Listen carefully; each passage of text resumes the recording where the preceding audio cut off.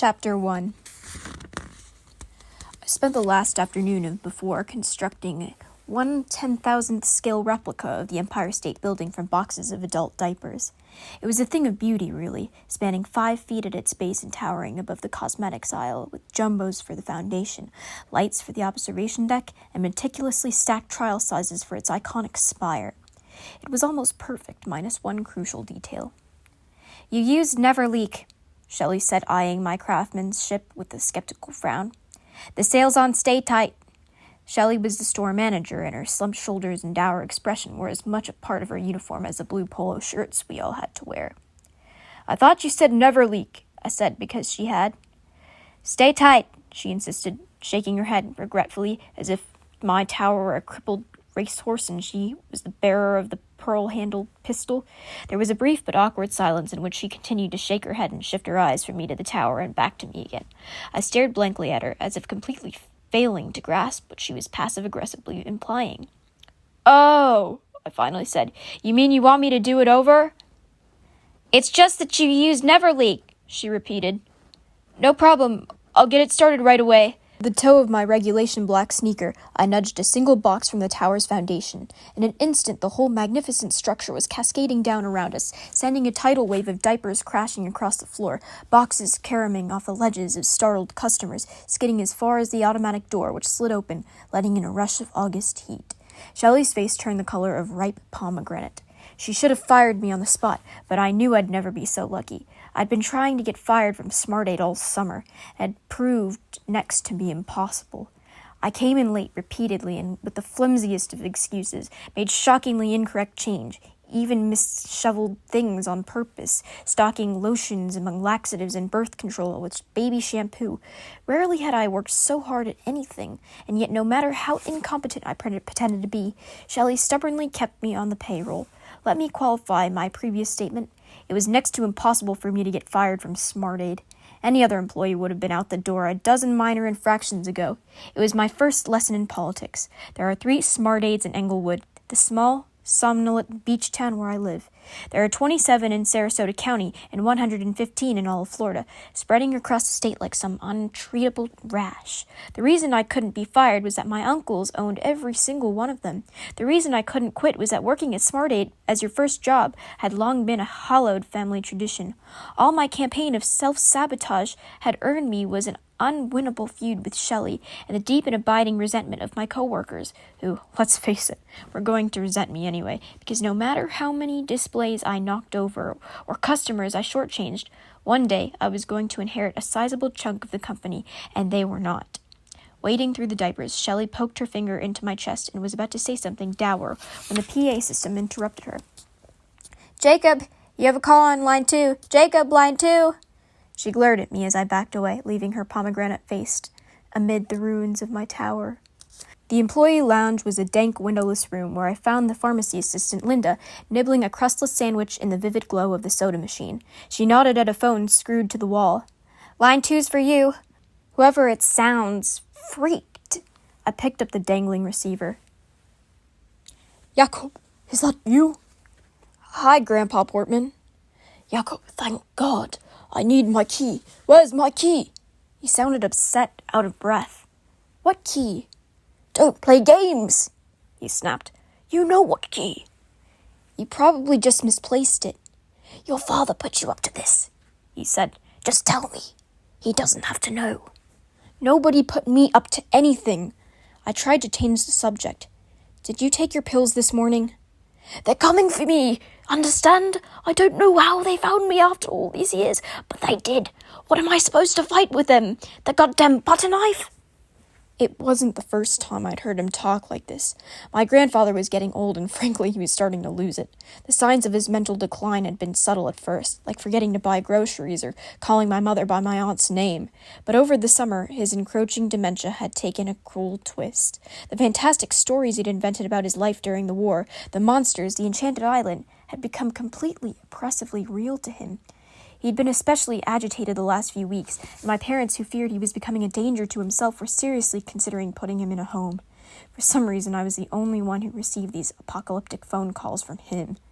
As usual, I did my best to calm him down. "You're safe. Everything's fine. I'll bring over a video for us to watch later. How's that sound? No! Stay where you are! It's not safe here! Grandpa, the monsters aren't coming for you. You killed them all in the war, remember? I turned to face the wall, trying to hide my end of this bizarre conversation from Linda, who shot me curious glances while pretending to read a fashion magazine. Not all of them, he said. No. I killed a lot, sure, but there are always more. I could hear him banging around his house, opening drawers, slamming things. He was in full meltdown. You stay away, hear me? I'll be fine. Cut out their tongues and stab them in the eyes. That's all you gotta do. If I could just find that goddamn key. The key in question opened a giant locker in Grandpa Portman's garage. Inside was a stockpile of guns and knives sufficient to arm a militia. He'd spent half his life collecting them, traveling to out-of-state gun shows, going on long hunting trips, and dragging his reluctant family to rifle ranges on sunny Sundays so they could learn to shoot. He loved his guns so much that sometimes he even slept with them. My dad had an old snapshot to prove it. Grandpa Portman napping with pistol in his hand. When I asked my dad why Grandpa was so crazy about guns, he said it sometimes happened to people who used to be soldiers or who had experienced traumatic things. I guess that after everything my grandfather had been through, he never really felt safe anywhere, not even at home. The irony was, now that delusions and paranoia were starting to get the best of him, it was true. He wasn't safe at home, not with all those guns around. That's why my dad had swiped the key. I repeated the lie that I didn't know where it was. There was more swearing and banging as Grandpa Portman stomped around looking for it. Pfft, he finally said. Let your father have the key if it's so important to him. Let him have my dead body too. I got off the phone as politely as I could and then called my dad. Grandpa's flipping out, I told him. Has he taken his pills today? He won't tell me. Doesn't sound like it, though. I heard my dad sigh. Can you stop by and make sure he's okay? I can't get off work right now. My dad volunteered part-time at the bird rescue where he helped rehabilitate snowy egrets hit by cars and pelicans that had swallowed fishhooks.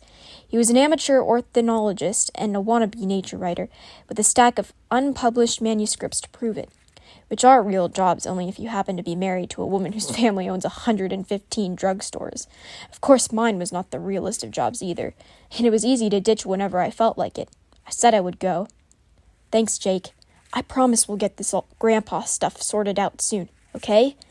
All this grandpa stuff? You mean put him in a home? I said. Make him someone else's problem. Mom and I haven't decided yet. Of course you have. Jacob? I can handle him, Dad, really. Maybe now you can, but he's only going to get worse. Fine, whatever. I hung up and called my friend Ricky for a ride. 10 minutes later, I heard the unmistakable throaty honk of his ancient Crown Victoria in the parking lot. On my way out, I broke the bad news to Shelley. Her tower of Stay Tight would have to wait until tomorrow. Family emergency, I explained. Right, she said. I emerged into the sticky hot evening to find Ricky smoking on the hood of his battered car. Something about his mud-encrusted boots and the way he let smoke curl from his lips and how the sinking sun lit his green hair reminded me of a punk redneck James Dean. He was all of those things, a bizarre cross-pollination of subcultures, possibly only in South Florida. He saw me and left off the hood. You fired yet? He shouted across the parking lot. Shh! I hissed, running toward him. They don't know my plan. Ricky punched my shoulder in a manner meant to be encouraging, but that nearly snapped my rotator cuff. Don't worry, Special Ed. There's always tomorrow. He called me Special Ed because I was in a few gifted classes, which were technically speaking part of our school's special education curriculum, a subtlety of nomenclature that Ricky found endlessly amusing. That was our friendship. Equal parts irritation and cooperation. The cooperation part was an unofficial brains for brawn trade agreement we'd worked out in which I helped him not fail English, and he helped me not get killed by roided-out sociopaths who prowled the halls of our school. That he made my parents deeply uncomfortable was merely a bonus. He was, I suppose, my best friend, which is a less pathetic way of saying he was my only friend. Ricky kicked the Crown Vic's passenger door, which was how he opened it, and I climbed in. The Vic was amazing, a museum-worthy piece of unintentional folk art. Ricky bought it from the town dump with a jar of quarters, or so he claimed, a pedigree whose odor even the forest of air freshener trees he'd hung from the mirror couldn't mask. The seats were armored with duct tape so the errant upholstery springs wouldn't find their way up your ass. Best of all was the exterior, a rusted moonscape of holes and dents, the result of a plan to earn extra gas money by allowing drunken partygoers to whack the car with a golf club for $1 a swing. The only rule, which had not been rigorously enforced, was that you couldn't aim at anything made of glass. The engine rattled to life in a cloud of blue smoke. As we left the parking lot and rolled past strip malls toward Grandpa Portman's house, I began to worry about what we might find when we got there. Worst-case scenarios included my grandfather running naked in the street, wielding a hunting rifle, foaming at the mouth on the front lawn, or lying in wait with a blunt object in hand. Anything was possible, and that this would be Ricky's first impression of a man I'd spoken about with reverence made me especially nervous. The sky was turning the color of a fresh bruise as we pulled into my grandfather's subdivision, a bewildering labyrinth of interlocking cul-de-sacs known collectively as Circle Village. We stopped at the guard gate to announce ourselves, but the old man in the booth was snoring and the gate was open, as was often the case, so we just drove in. My phone chirped with a text from my dad asking how things were going, and in the short time it took me to respond, Ricky managed to get us completely, stunningly lost. When I said I had no idea where we were, he cursed and pulled a succession of squealing U-turns, spitting arcs of tobacco juice from his window as I scanned the neighborhood for a familiar landmark. It wasn't easy, even though I'd been to visit my grandfather countless times growing up, because each house looked like the next, squat and boxy with minor variations, trimmed with aluminum siding or dark 70s wood, or fronted by plaster colonnades that seemed almost illusionally aspirational. Street signs, half of which had turned a blank and blistered white from sun exposure, were little help. The only real landmarks were bizarre and colorful lawn ornaments, of which Circle Village was a veritable open-air museum. Finally, I recognized a mailbox held aloft by a metal butler that, despite his straight back and snooty expression, appeared to be crying tears of rust. I shouted at Ricky to turn left.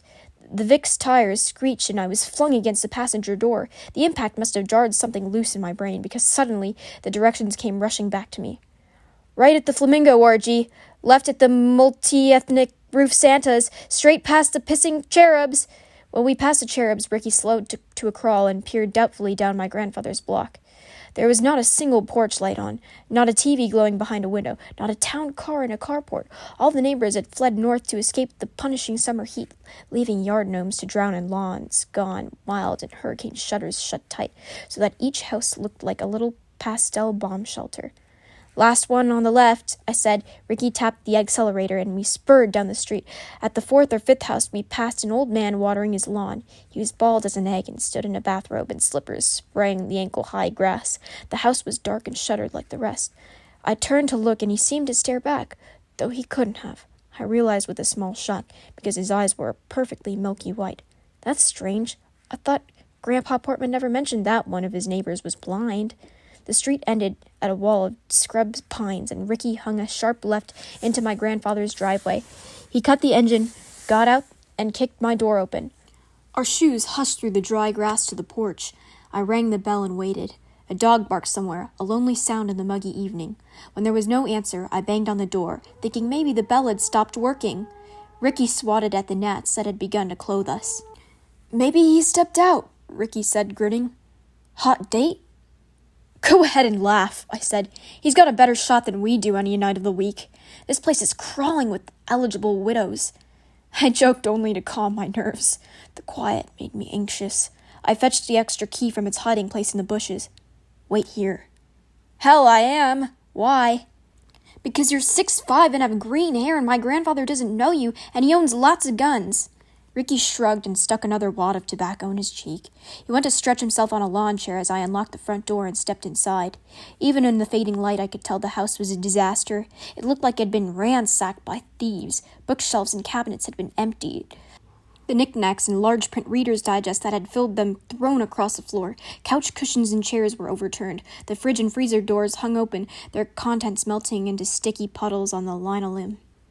My heart sank. Grandpa Portman had really, finally lost his mind. I called his name, but heard nothing. I went from room to room, turning on lights and looking anywhere a paranoid old man might hide from monsters. Behind furniture in the attic crawl space, under the workbench in the garage. I even looked behind his weapons cabinet, though of course it was locked, the handle ringed by scratches where he'd tried to pick it. Out on the lanai, a gallows of unwatered ferns swung browning in the breeze, while on my knees on the astroturf floor I peered beneath rattan benches, afraid what I might discover. I saw a gleam of light from the backyard. Running through the screen door, I found a flashlight abandoned in the grass. Its beam pointed at the woods that edged my grandfather's yard.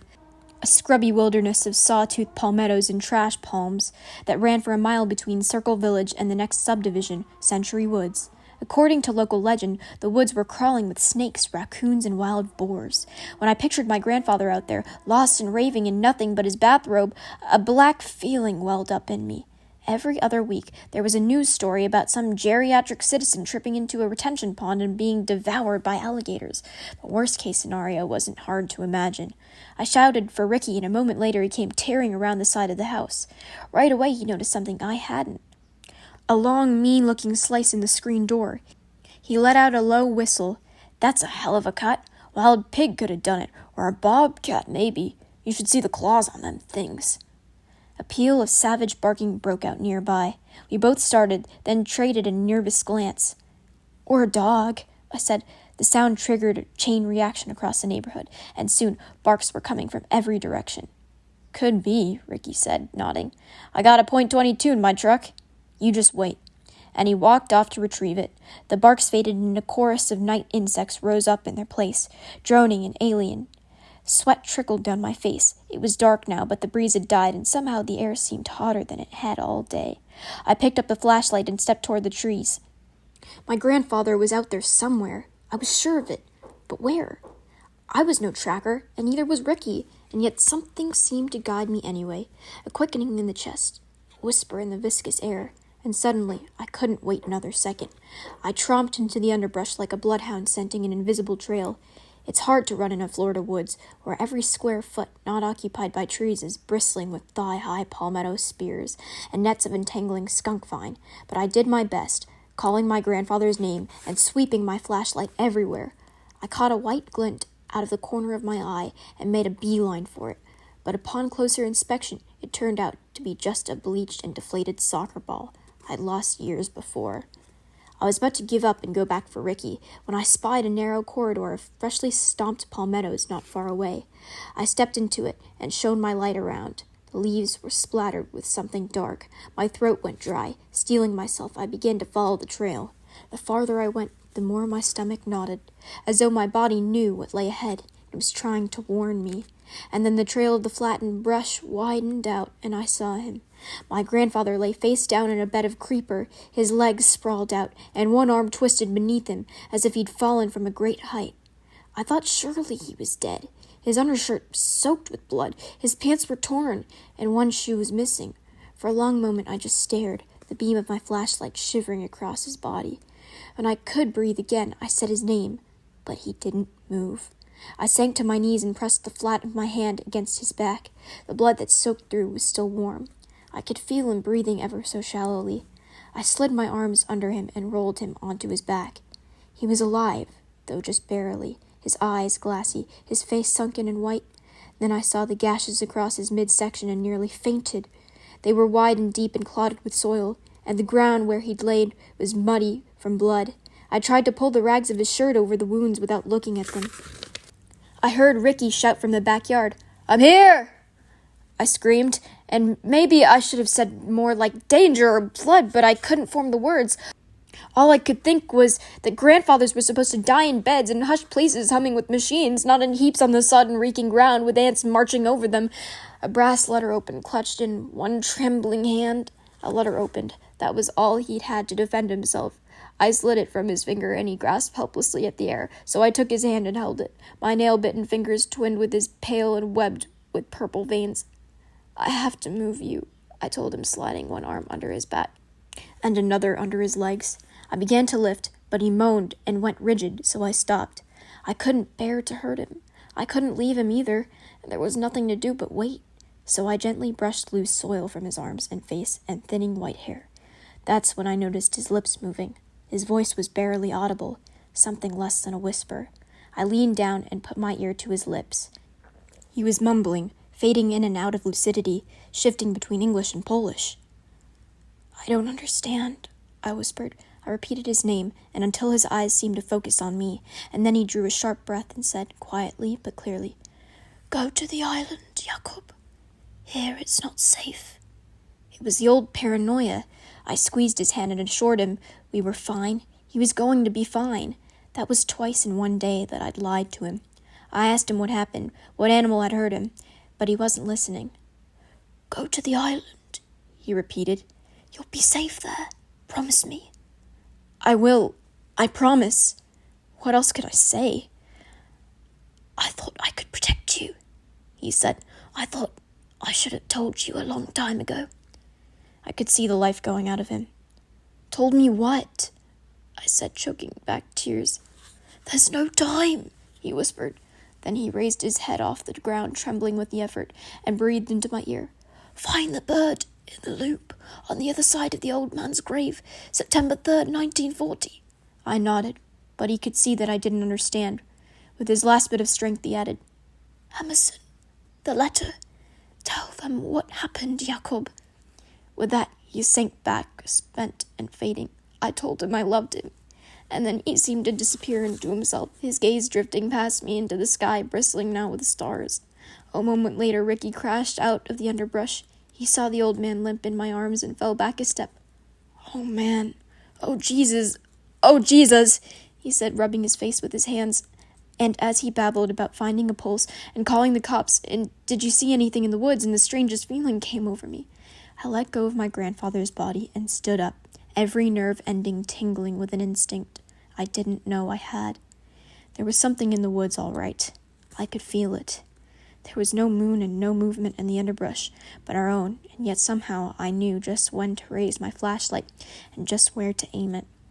And for an instant, in that narrow cut of light, I saw a face that seemed to have been transplanted directly from the nightmares of my childhood.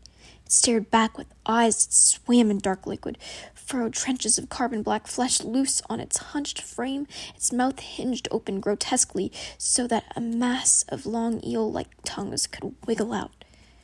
I shouted something, and then it twisted and was gone. Shaking the brush and drawing Ricky's attention, he raised his .22 and fired, "Bop, bop, bop, bop, bop," saying, "What was that? What the hell was that?" But he hadn't seen it, and I couldn't speak to tell him.